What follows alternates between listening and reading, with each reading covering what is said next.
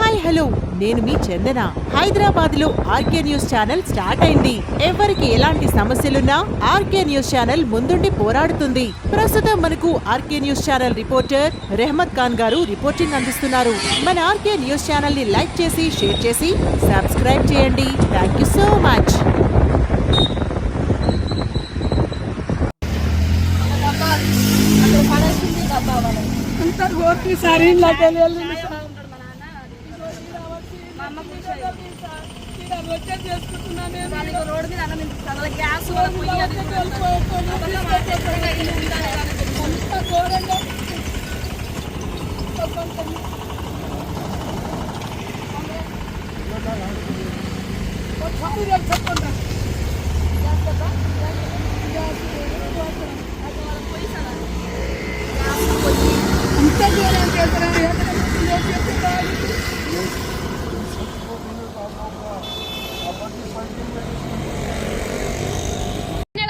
ఇప్పుడు మీకు ఆపోజిట్ లా ప్రకాష్ గౌడ్ ఇల్లు ఉంది. మీ ఏమో ఇంత లోపలి తీసిరు. వాళ్ళు ఏమైనా టచ్ చేసిరా? ఎమ్మెల్యే ఇప్పుడు మెయిన్ రోడ్ ఉన్నప్పుడు అక్కడ నుంచి ఎమ్మెల్యే ముందు కొని ఫస్ట్ నేను చేస్తాను, అది అయిపోయిన తర్వాత అందరం చేద్దాం అంటే అందరం ముందరకు వస్తాము. తను ముందర ఉండి తను చేపియాలి, అందరం రూల్స్ ప్రకారం అందరం వస్తాము. ఇప్పుడు అక్కడ చేపించకుండా ఆల్రెడీ ఒక రోడ్డు కాలేదు, ఏం కాలేదు. ఇక్కడ రోడ్ వైండింగ్ అయిన తర్వాత కూడా మళ్ళీ ఎక్స్ట్రా ఇప్పుడు ఆల్రెడీ ఇక్కడ 80 ఫీట్స్ ఉన్నాక కూడా పర్మిషన్ ఉన్నాక కూడా ఎందుకు మరి ఎమ్మెల్యేకు మీకు ఎదురుగానే ఉన్నాడు, కనీసం మీరు చెప్పొద్దా?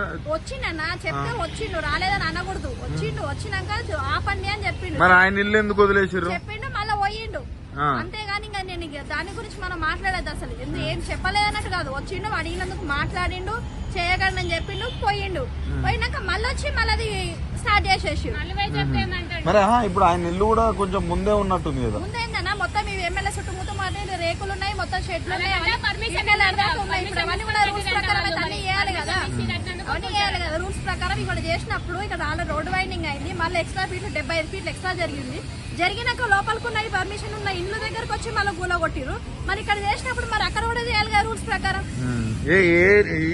దీని పరిధి ఎమ్మెల్యే ఎవరు వస్తారు? ఎమ్మెల్యే ప్రకాష్ గౌడ్, కాంగ్రెస్ ప్రభుత్వం వస్తుంది.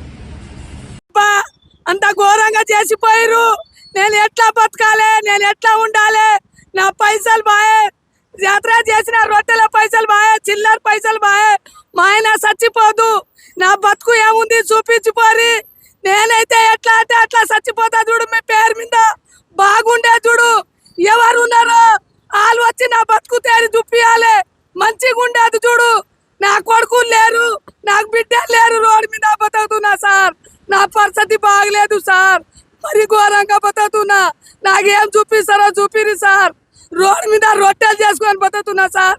నా కొడుకులు లేరు సార్.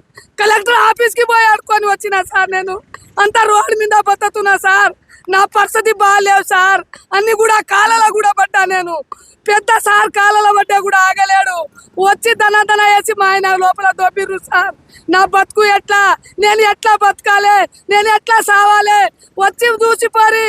ఎవరైనా పెద్దోళ్ళు ఎవరో, ఎమ్మెల్యే ఎవరెవరు వచ్చిర్రో వచ్చి చూసిపోరు సార్. నా బతుకు తేరి చూసిపోరి. సావాలా నేను బతకాలా? ఎట్లా చెప్తారో అట్లా రారి. నేను మాత్రం బతకను సాయంత్రం దాకా. మీరు ఎట్లా చేస్తారో వచ్చి చెప్పారు సార్. మా బతుకు తేరు ఎట్లా ఉంది? రోడ్ మీద బతుకుతున్నావు, ఎట్లా బతకాలి? మాకు ఇల్లు లేవు, మాకు జాగా లేవు, భూమి లేవు. రోడ్ మీద కూర్చోగట్టుకొని ఉంటున్నా సార్. కాలు పట్టుకున్నా సార్ కూడా ఇదే లేడు. అట్లా చేసిరు మాకు సార్. ఏం చేద్దాం? ఎంతగాని చెప్పాలి? చెప్పి సార్ వస్తుంది.